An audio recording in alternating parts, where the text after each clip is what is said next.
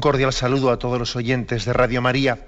Un día más, con la gracia del Señor, proseguimos el comentario del Catecismo de nuestra Madre la Iglesia. Estamos en el apartado sobre la doctrina social de la Iglesia, en el contexto del séptimo mandamiento. Habíamos dedicado ya un programa, este es el segundo programa que dedicamos al apartado de la doctrina social de la Iglesia. Estamos en el punto 2421, que dice así: la doctrina social de la Iglesia se desarrolló en el siglo XIX, cuando se produce el encuentro entre el Evangelio y la sociedad industrial moderna. Sus nuevas estructuras para producción de bienes de consumo, su nueva concepción de la sociedad, del Estado y de la autoridad, sus nuevas formas de trabajo y de propiedad. El desarrollo de la doctrina de la Iglesia en materia económica y social da testimonio del valor permanente de la enseñanza de la Iglesia, al mismo tiempo que del sentido verdadero de su tradición siempre viva y activa. Y aquí hay una cita que luego hablaremos de ella. Este es un punto, por lo tanto, el 2421, que presenta el hecho de lo que llamamos doctrina social de la Iglesia. Quizás podría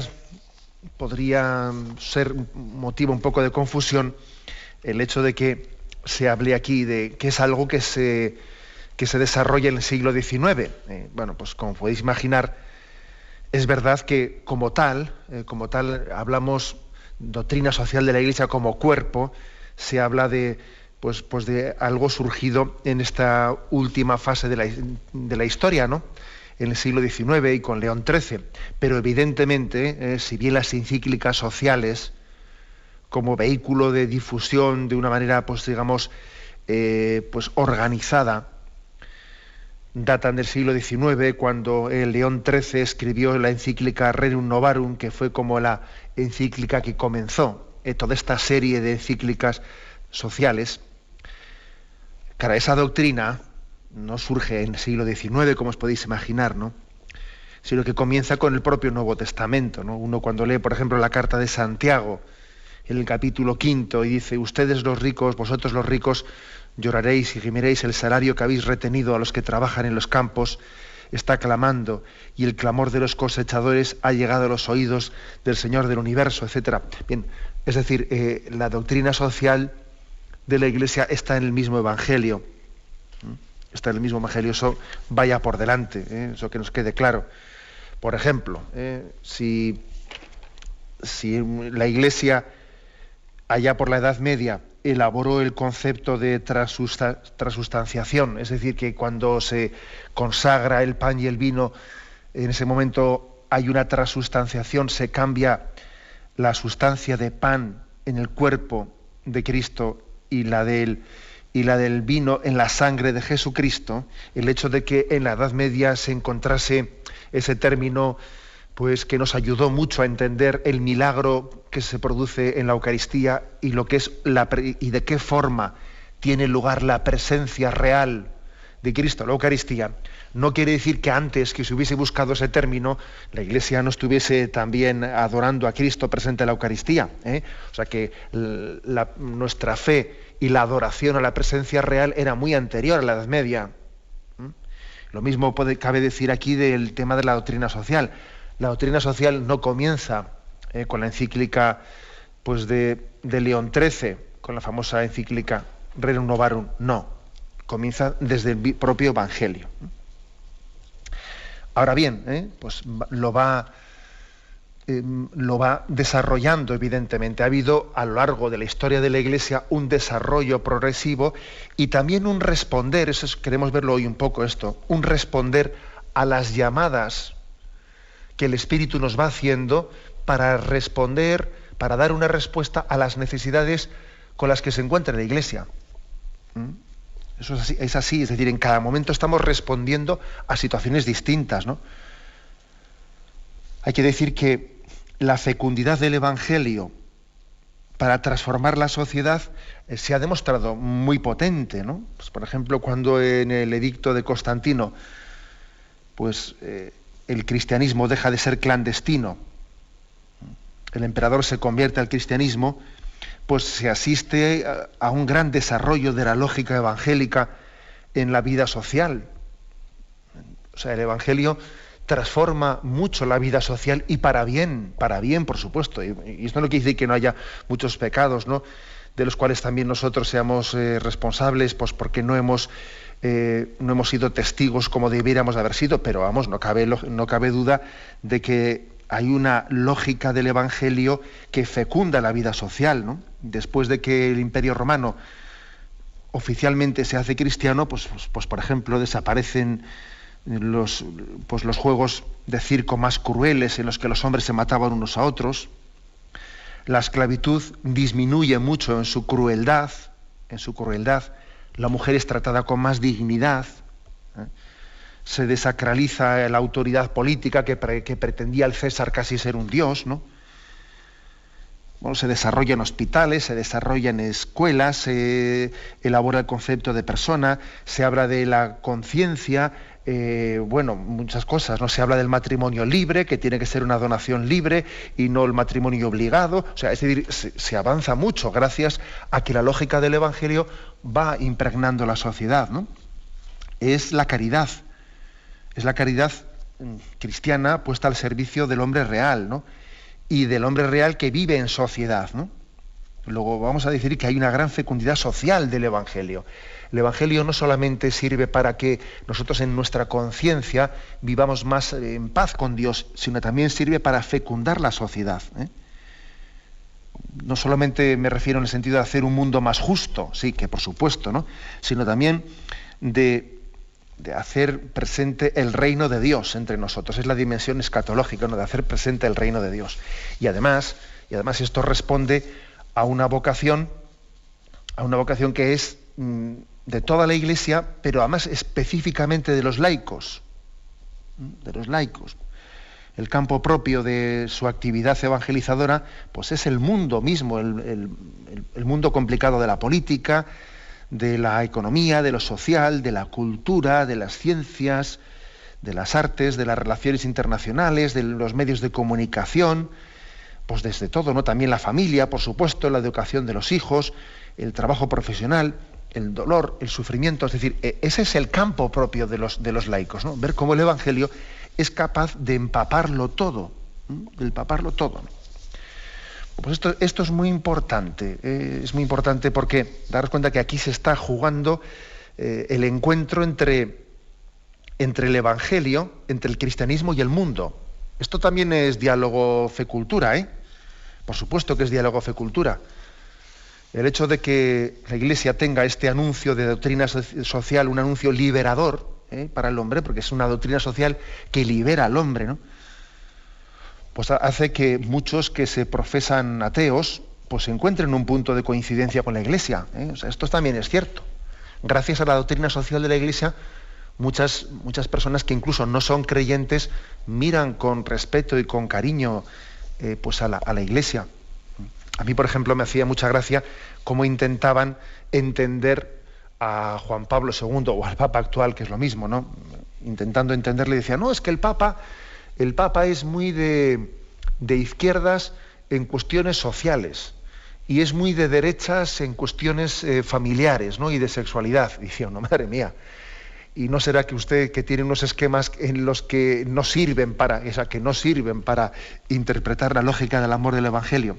Pero es un hecho que, bueno, pues que hay una imagen de la Iglesia que entra en diálogo con el mundo gracias a su doctrina social. Por ejemplo, se cuenta mucho la anécdota de que cuando el Papa Juan XXIII, el beato Juan XXIII, publicó aquella encíclica Pacem in Terris, ¿no?, sobre la paz en el mundo, entonces el primer líder soviético, que era Nikita Khrushchev en aquel momento, pues hizo una intervención ponderando, alabando la encíclica del Papa. Y fijaros bien que había hablado sobre la paz en el mundo, y en aquel momento había una guerra fría de enfrentamiento entre dos bandos tremendos, ¿no? Es curioso, ¿eh?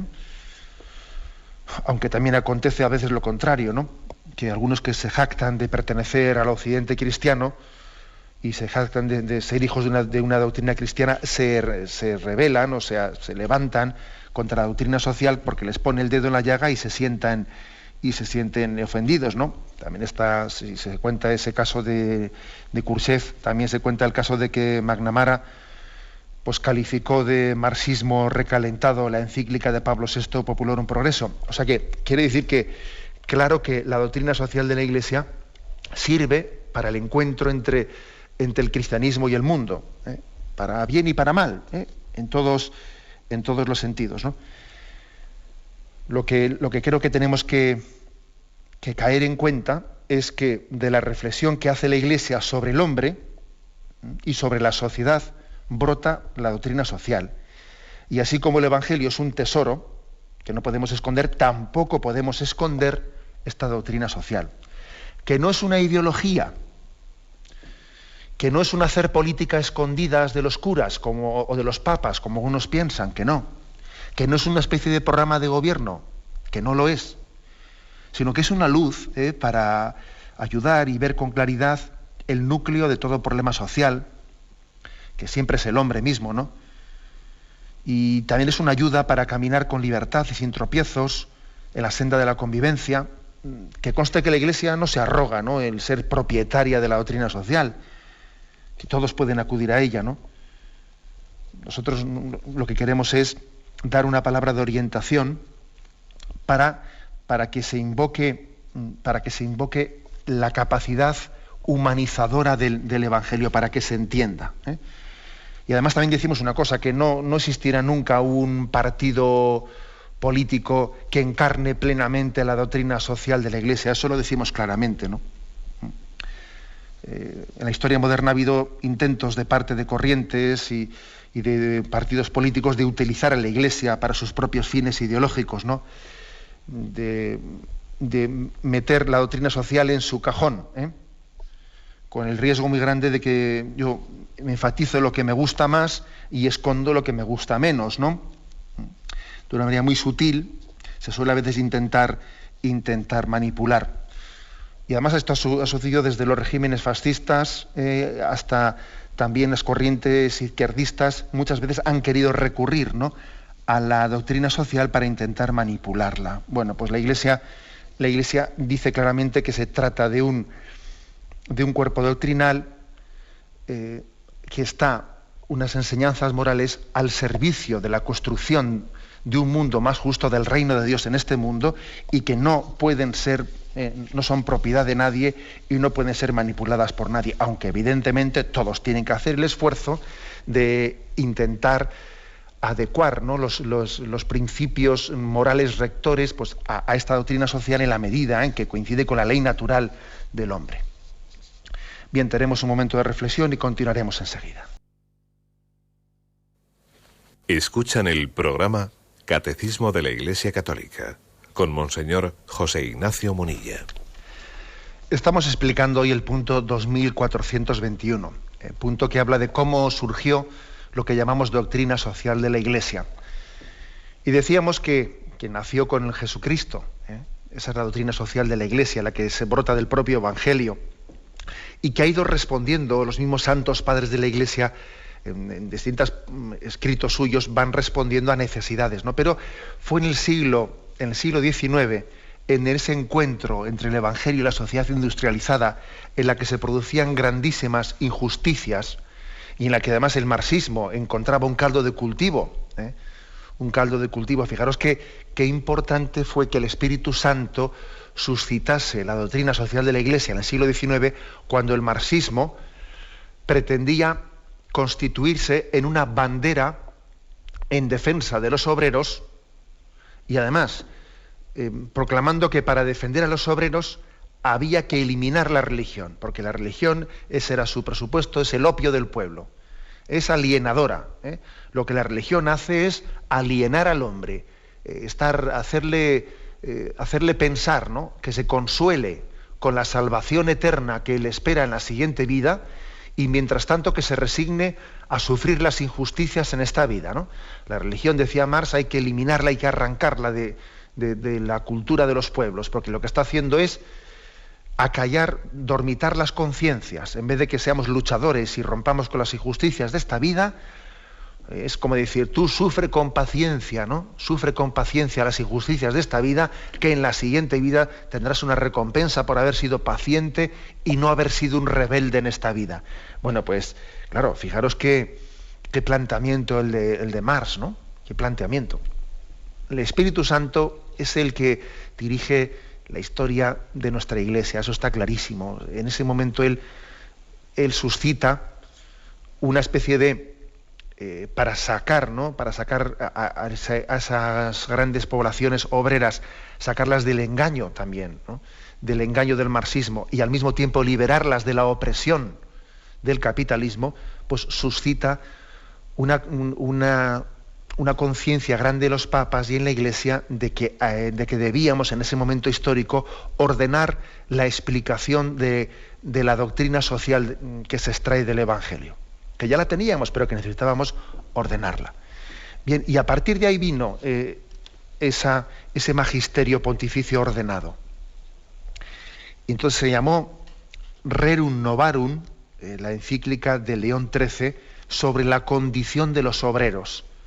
Se publicó el 15 de mayo de 1891, al final del siglo XIX, pero lógicamente cuando se publica una encíclica quiere decir que ya había habido ahí pues todo la encíclica no viene lo primero, sino viene como la cumbre de todo un proceso de reflexión y de predicación. Y a partir de ahí, pues toda una serie de encíclicas. Bueno, no consideramos únicamente como parte del cuerpo doctrinal lo que son encíclicas, también hay pronunciamientos, también hay otros documentos que, aunque no tengan un rango de encíclica, forman parte de este cuerpo doctrinal. Que sepáis que desde el año 2005 existe un libro publicado por la Biblioteca de Autores Cristianos que tiene como título Compendio de la Doctrina Social de la Iglesia.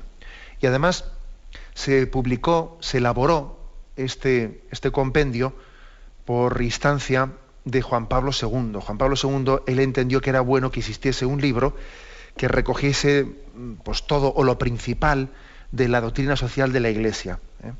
Y entonces lo elaboró el Pontificio Consejo de Justicia y Paz, se llama Compendio de la Doctrina Social de la Iglesia, y ahí pues podéis encontrar de una manera ordenada pues toda esta doctrina, en la que está, por supuesto, desde la Rerum Novarum, pero uno va viendo ahí pues joyas auténticas, ¿no? Por ejemplo, sobre Pío XI, en el año 37 él publicó dos encíclicas, una sobre el comunismo ateo y otra sobre la situación de la Iglesia en el Reich germánico nazi. Está publicado, fijaros, en 1937, y cómo la Iglesia habló contra el nazismo, cómo la Iglesia habló contra el comunismo.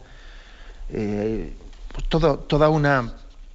encíclica Mater Magista de Juan XXIII, la que hemos referido antes de Paz in Terris, sobre la misma Gaudium et Spes del Concilio Vaticano II, la Populorum Progressio de Pablo VI, bueno, toda una serie, y luego además también discursos emblemáticos, como el que pronunció Juan Pablo II en la Asamblea de las Naciones Unidas en 1995, las instrucciones de la Sagrada Congregación Latina de la Fe sobre la teología de la liberación, todo un elenco que ha sido recogido y ordenado por temas, etcétera, en ese compendio de la doctrina social de la Iglesia, que está publicado, como os digo, en el año 2005 en la Biblioteca de Autores Cristianos.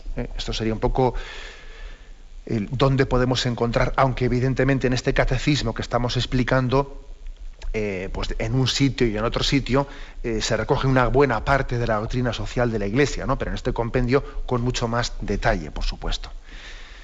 Bien, para reflexionar esta presentación de qué es, ¿no?, qué es la doctrina social, aquí se nos remite a una de las encíclicas, en este punto que estamos comentando, se nos remite a la Centesimus Annus, que fue pues una de las encíclicas publicadas por Juan Pablo II en el año 91, y eso de Centesimus Annus hace referencia al centenario de la primera encíclica de doctrina social, que se llamó Rerum Novarum de León XIII. ¿No? Bueno, pues cuando se cumplió el centenario, Juan Pablo II publicó esta encíclica. ¿Y qué es lo cómo la introduce, cómo la justifica, ¿no?, Juan Pablo II? Pues fijaros, leo algunas frases suyas para que entendamos con qué espíritu ha sido la Iglesia inspirada para llevar a cabo estas reflexiones de doctrina social. Dice: quiero proponer ahora una relectura de aquella encíclica que se escribió hace un siglo invitando a echar una mirada retrospectiva. Invito a mirar alrededor, a las cosas nuevas que nos rodean y en las que, por así decirlo, nos hallamos inmersos, tan diversas de las cosas nuevas que había hace un siglo. Es decir, León XIII quiso responder a la situación concreta de aquella revolución industrial en el siglo XIX, y ahora nosotros también nos planteamos pues, que estamos en un mundo de globalización, en un mundo distinto en el que también queremos decir una palabra. Sabéis que Benedicto XVI está preparando también una encíclica sobre también las injusticias, sobre las injusticias en las relaciones internacionales, etcétera, con respecto al tercer mundo. O sea, que en cada momento tenemos que responder, ¿no?, al contexto en el que vivimos. Incógnitas y promesas que interpelan nuestra imaginación y creatividad, a la vez que estimulan nuestra responsabilidad. Un cristiano no es alguien que está únicamente agarrado a una tradición como si fuese una cuestión arqueológica, ¿no? Algunos se piensan que los cristianos pues, casi somos pues unas especies de retablo, que estamos ahí cogiendo polvo. No, de eso nada. El cristiano está, dice aquí, interpelado en su creatividad por la situación que le rodea, a ver cómo le da respuesta. De este modo, dice, no solo se confirmará el valor permanente de las enseñanzas del Evangelio, sino que se manifestará el verdadero sentido de la tradición. De la tradición. La tradición, si me permitís la explicación, la tradición tiene que transmitir y tiene que traducir también. Traducir al momento presente la verdad de Cristo. Verdadero sentido de la tradición, continúo leyendo, la cual siempre viva y siempre vital edifica sobre el fundamento puesto por nuestros padres en la fe.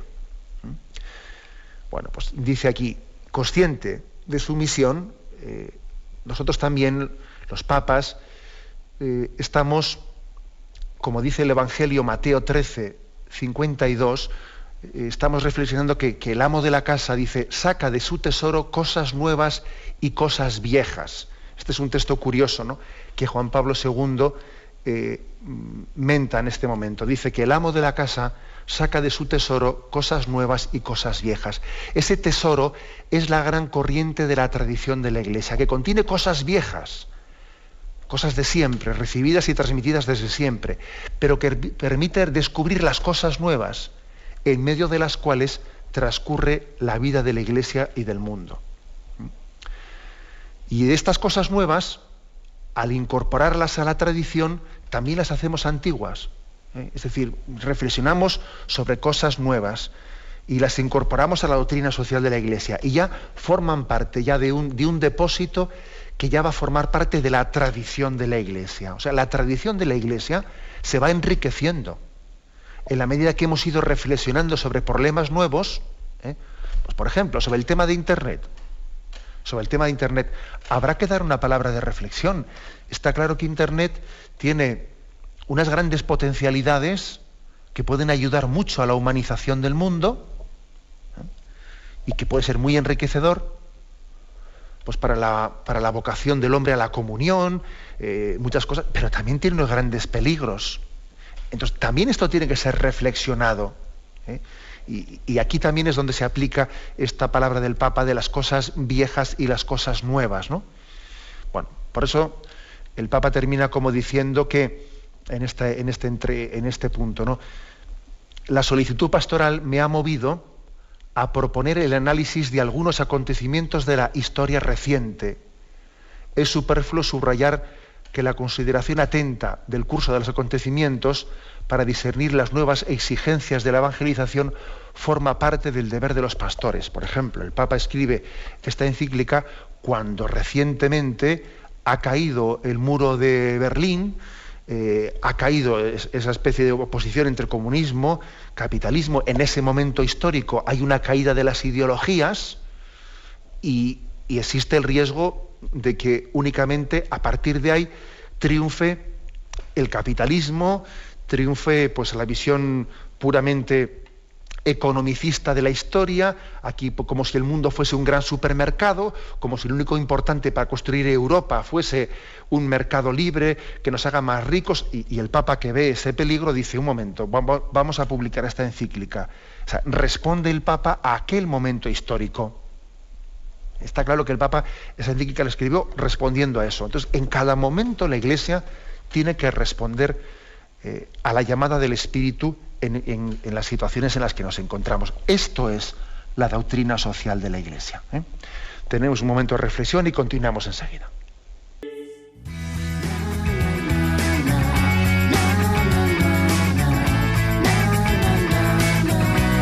Yo nací en mayo. ¿Y yo? Yo nací en mayo. Yo soy de mayo. Yo soy de mayo. ¿Y yo?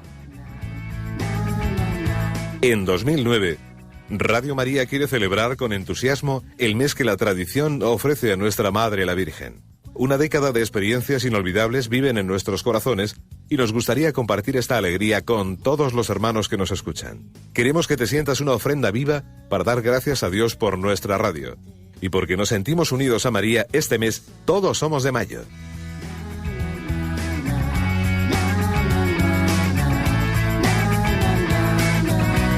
Vamos a dar gracias a Dios, especialmente por su presencia en nuestras vidas. Únete a nuestra oración para que Radio María llegue cada vez a más hermanos. Ingresa tu aportación en cualquier sucursal del Banco Popular o en sus filiales, en la cuenta de la Asociación Radio María.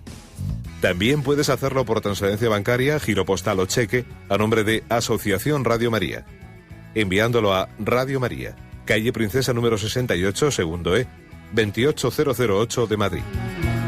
¡Somos de mayo! Radio María, la fuerza de la esperanza.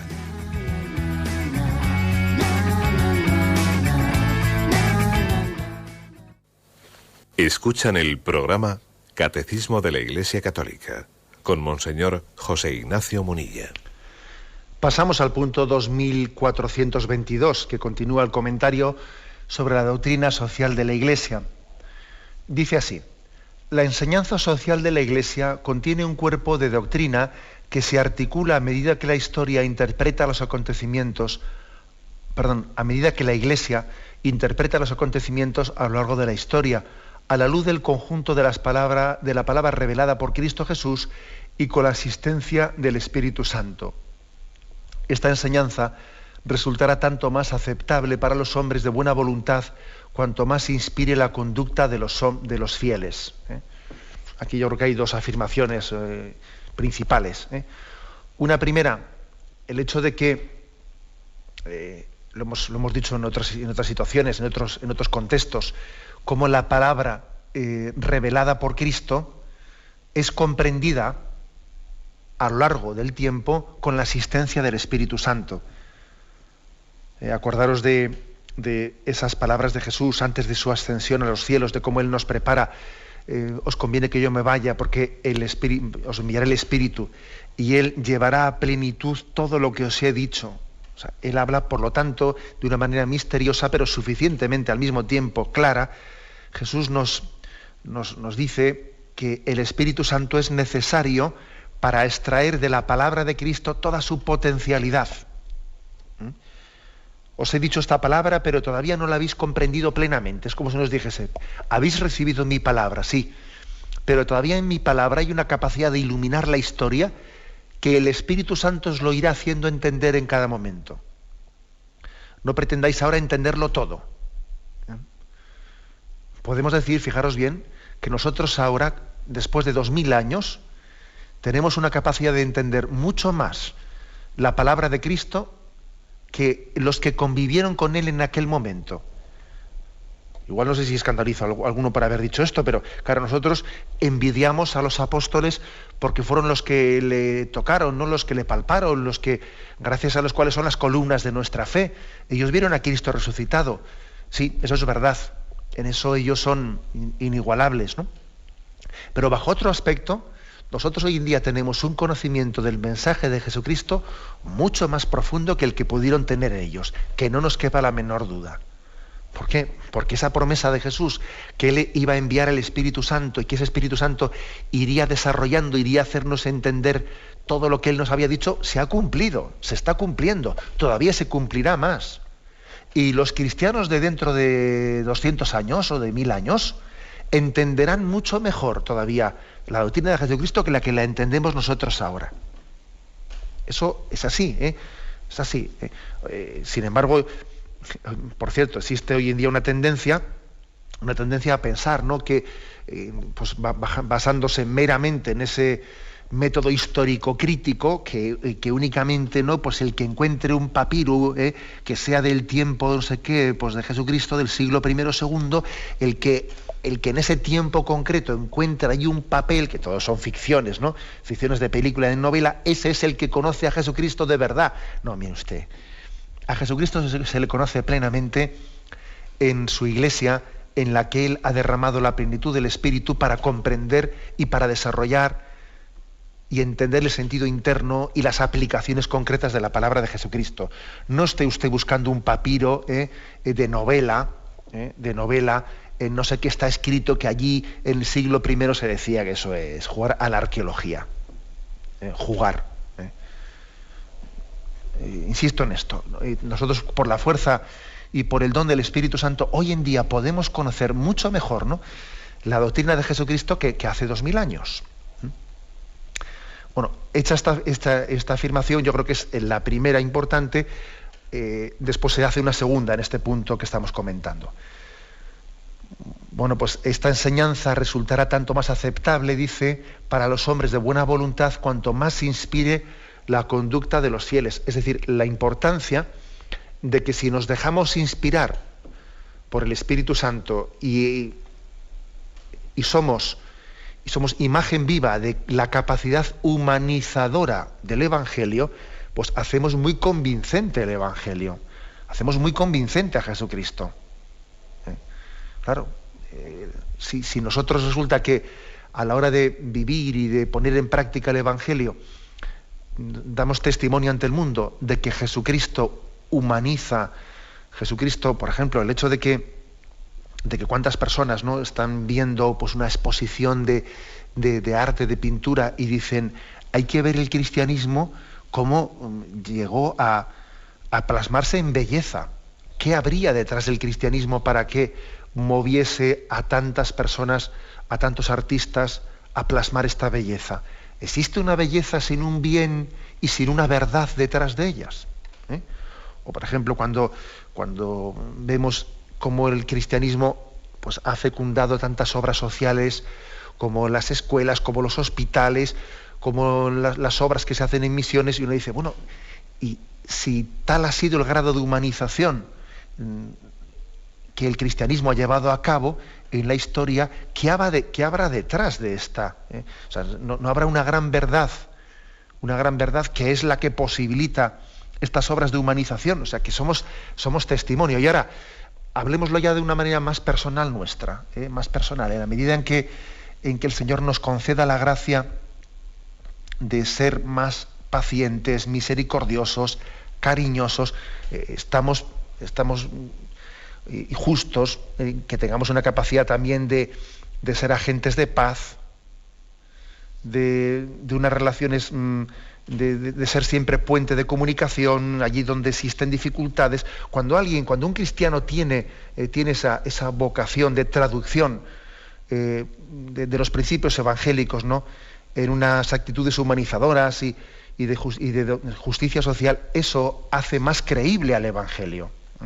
Aquí se nos remite al punto 2044, que dice: la fidelidad de los bautizados es una condición primordial para el anuncio del Evangelio y para la misión de la Iglesia en el mundo. Para manifestar ante los hombres su fuerza de verdad y de irradiación, el mensaje de la salvación debe ser autentificado por el testimonio de vida de los cristianos. Uno de los problemas que tenemos es que, claro, que la doctrina que podemos predicar luego no está autentificada en las vidas concretas, ¿no? Aquello que decía, no me acuerdo muy bien cuál era el contexto, ¿no?, pero hablaba entonces de aquellas predicaciones que, bueno, pues de las misiones populares, que eran muy dadas a hablar de los novísimos, del más allá, a meter un poco de miedo sobre la condenación o la salvación, etcétera, ¿no? Bueno, hoy en día hemos caído de lo contrario, que no hablamos del tema para nada, ¿no? Pero bueno, bien, en ese contexto dice que había uno que dice por un predicador de estos que era muy dramático predicando, ¿no? Dice, le oía predicar y temblaba, pero luego le vi comer y se me pasó el susto, como diciendo, bueno, que comía como un glotón, comía como diciendo, bueno, después cada él predicaba austeridad, predicaba tal, y yo temblaba, ¿no? Pero claro, luego le vi comer y se me pasó el susto, diciendo, bueno, cuando habla se le llena la boca, pero luego en su vida concreta vive como un burgués, vive como un acomodado, ¿no? Bien, ese es un problema. A esto se refiere aquí este punto del catecismo.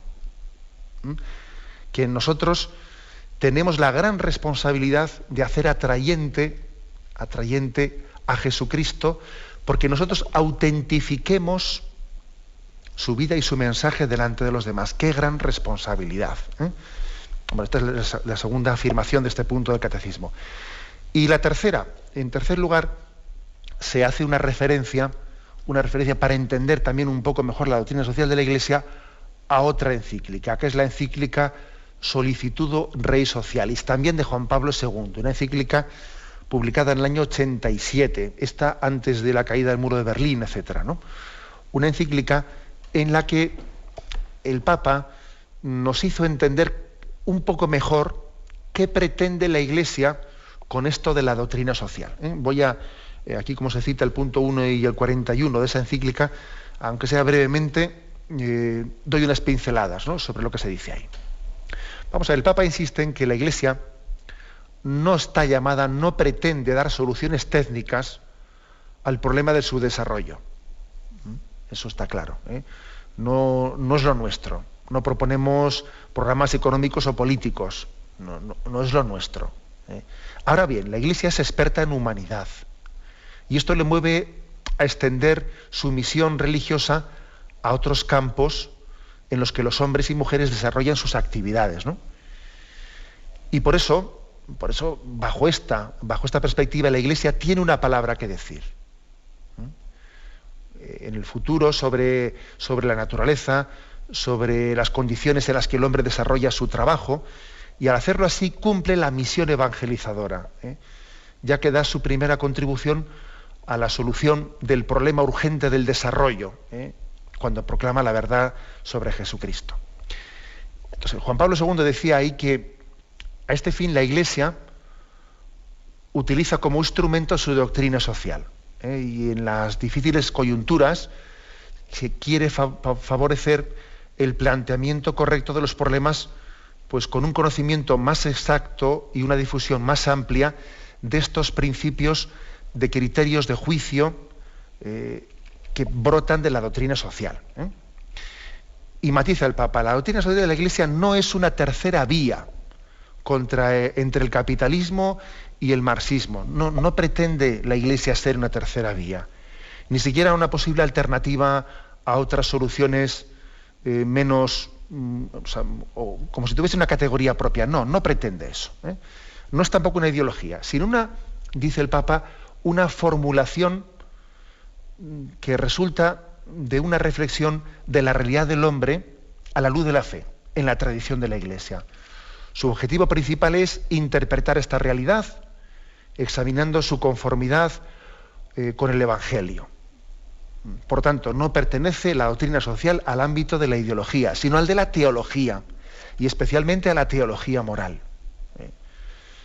La enseñanza y la difusión de esta doctrina forma parte de la misión evangelizadora de la Iglesia. Como se trata de una teología moral, y como decíamos ahora, orienta la conducta de las personas, y tiene como consecuencia el compromiso por la justicia, según su función, según su vocación y circunstancias de cada uno. Al ejercicio de este ministerio de evangelización en el campo social, se habla de que es un aspecto de la función profética de la Iglesia. Sabéis que la Iglesia tiene como tres funciones, ¿no? Somos sacerdotes, profetas y reyes. Todos lo somos, también todos los bautizados tenemos esta triple función. Somos sacerdotes, profetas y reyes. Como sacerdotes estamos llamados a la santificación. La Iglesia está llamada a santificar el mundo. Como reyes estamos llamados a ser dueños y señores de nuestra vida, ¿no?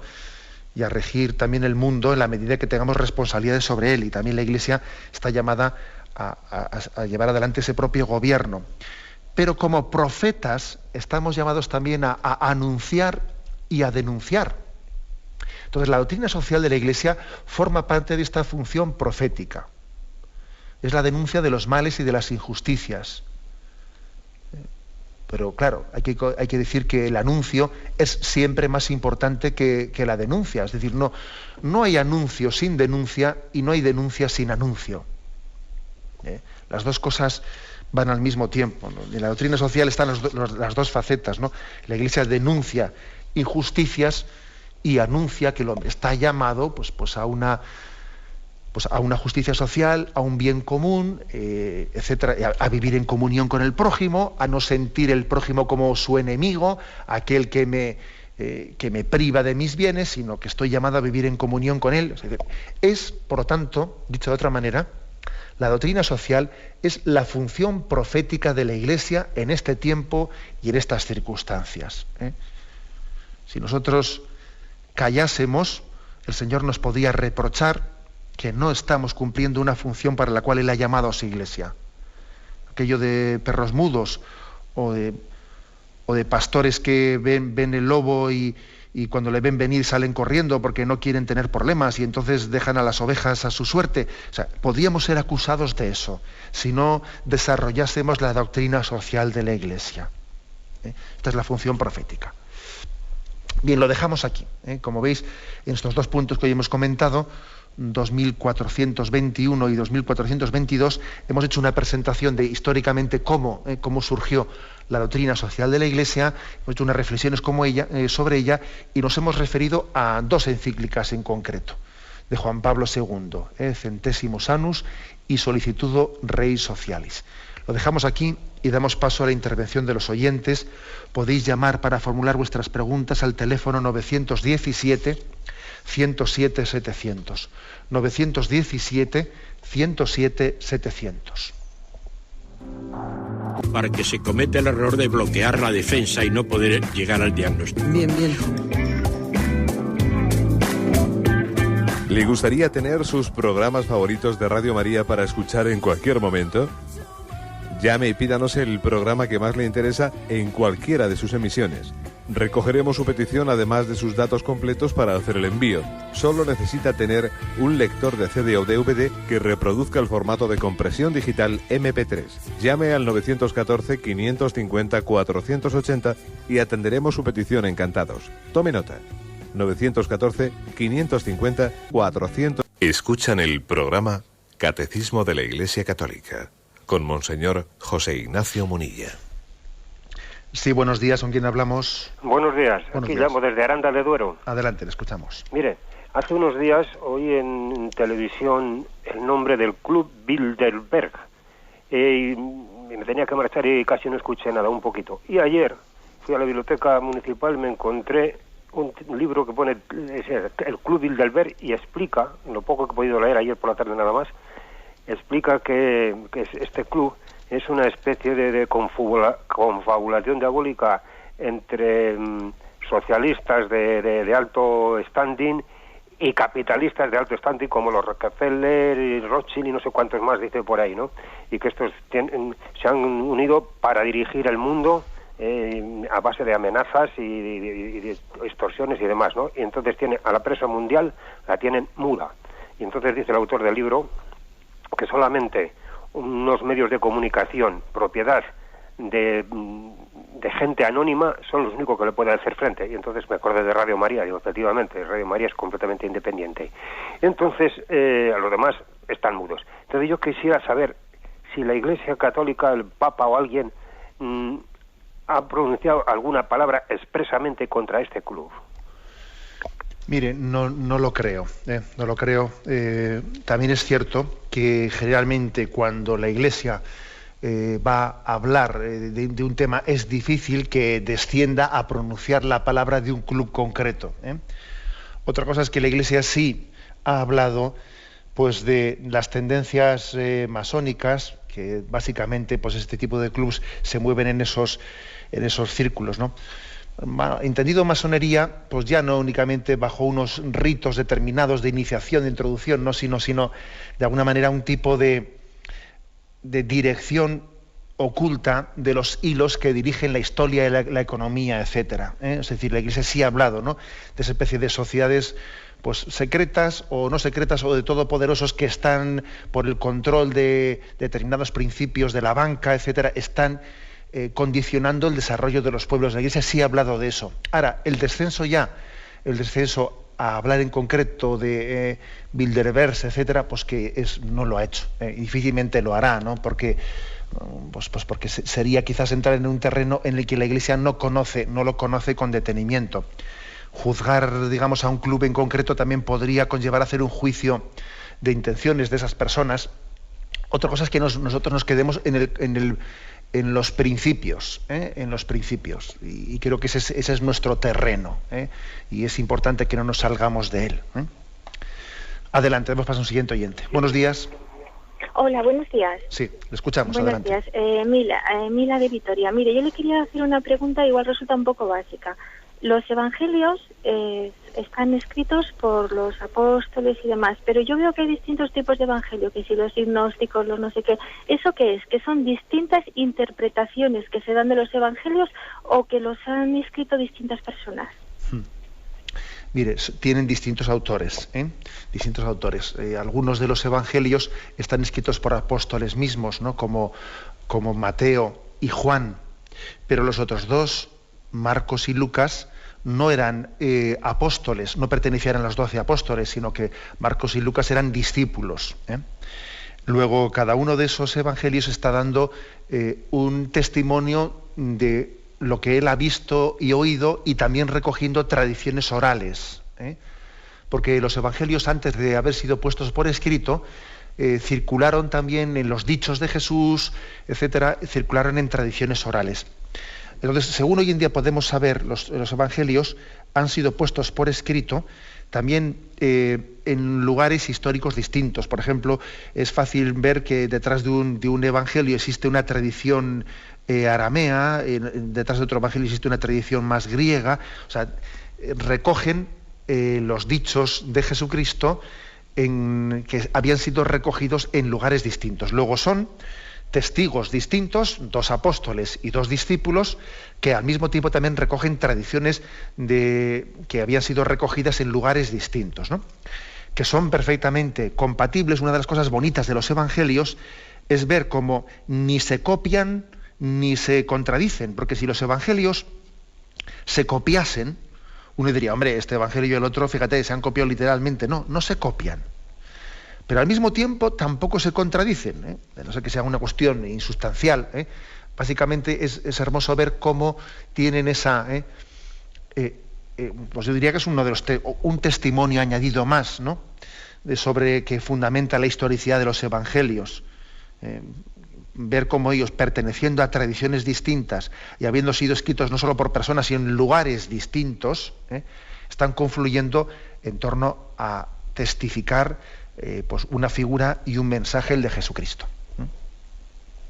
Adelante, pues pasa un siguiente oyente. Buenos días. Buenos días. Buenos días, sí, le escuchamos. Me llamo Juan Antonio y llamo desde Zaragoza. Adelante, Juan Antonio. Sobre las encíclicas, a lo largo de los años, pues he leído unas cuantas y he disfrutado espiritualmente de ellas. Si no recuerdo mal, la primera que leí fue la Casti Connubii, y hace muchos años. Después he leído otras posteriores. La última, la de Spesalvi, que por cierto creo que la he leído ya 3 veces.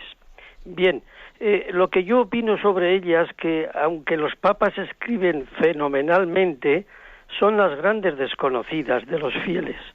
Y esto yo creo que es una pena. ¿Comparte usted esta opinión mía o la rebate? Pues sí, la comparto. La comparto. Hombre, la verdad es que yo creo que quizás históricamente, también en la medida en que no teníamos, pues que el pueblo pues no tenía un acceso a la cultura, más que para unas clases muy privilegiadas, era lógico pues que en el siglo XIX una encíclica pues la leyese pues prácticamente los sacerdotes para que luego ellos después las tradujesen. Sin embargo, me parece a mí hoy en día que una encíclica puede ser perfectamente leída por todo el pueblo de Dios. Es verdad que puede haber encíclicas que sean más profundas. Usted, por ejemplo, ha leído 3 veces la encíclica Spesalvi. Igual tiene algún capítulo que es un poco más profundo porque hace alguna reflexión filosófica, y etcétera, ¿no? Pero en general es una encíclica que se puede leer perfectamente. Entonces, yo creo que sí que le tenemos que quitar miedo a la lectura directa del magisterio de la Iglesia. También, por ejemplo, esto que hacemos aquí en este programa del Catecismo de la Iglesia Católica nos quita miedo a leer directamente el Catecismo Mayor. Pues, antes la Iglesia, ¿qué es lo que hacía? Bueno, sigue haciéndolo, ¿no? Traducir el Catecismo Mayor en catecismos menores, catecismos más pedagógicos para que la gente los entienda. Bien, pero hoy en día yo creo que sí se puede acceder directamente al Catecismo Mayor. Vendrá bien algunas explicaciones como las que se dan en este programa, pero un católico de una cultura media sí puede llegar a leer él directamente las fuentes, y eso es muy bueno. Aunque luego, como digo, pues nosotros los obispos y los sacerdotes tengamos que acompañar en la explicación, etcétera. O sea que yo le felicito también por habernos invitado a la lectura directa. Damos paso a una última llamada. Buenos días. Buenos días, monseñor. Sí, buenos días, le escuchamos. Buenos días, monseñor. Adelante, le escuchamos. Soy José Emilio de Madrid. Mire, quería decirle que muchas gracias por Radio María, muchas gracias por todo lo que hace la Iglesia, muchas gracias por todo. Les necesitamos mucho, tenemos extrema necesidad de Radio María, de la Iglesia, de todo el magisterio. Muchas gracias por todo. Yo he sufrido mucho y me pareció descubrir que lo primero que surge en el hombre cuando es las expectativas.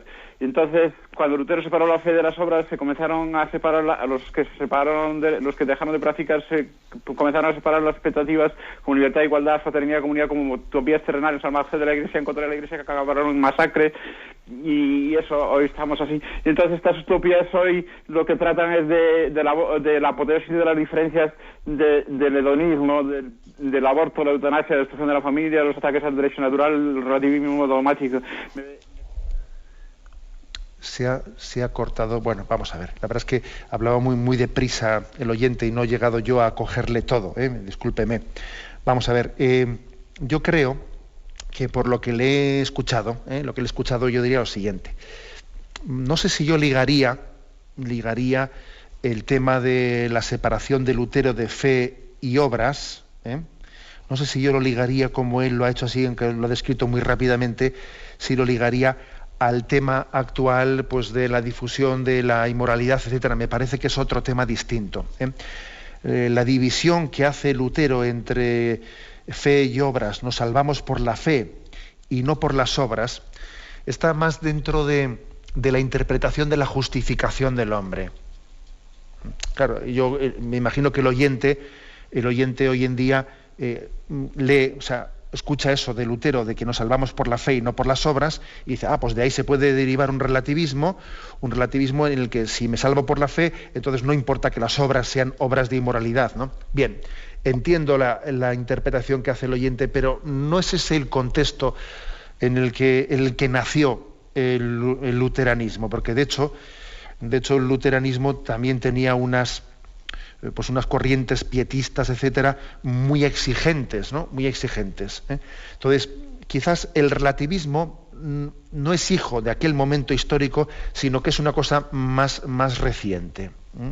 Aunque es verdad que yo pienso que para ayudar a vencer el relativismo moral es mucho más equilibrada, ¿no? Esa visión, la visión del Concilio de Trento, en la que le responde a Lutero y le dice que la fe y las obras tienen que ir integradas, ¿no? Y que un